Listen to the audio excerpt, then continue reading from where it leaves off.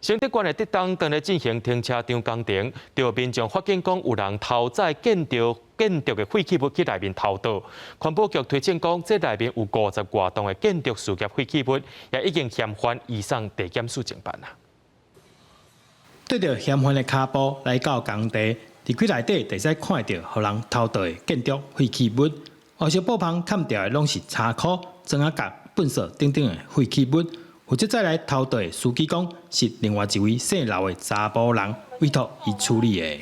有黄姓大货车司机要受那个刘姓男子的委托，协助载运房屋拆除所生之废弃物至空地倾倒。全案警方会同环保人员依法现场搜证，并依违反废弃物清理法移送地检署侦办。环保局得到通报，嘛来到现场勘查，把表面的土挖开了后，抓算有50多栋的建筑废弃物。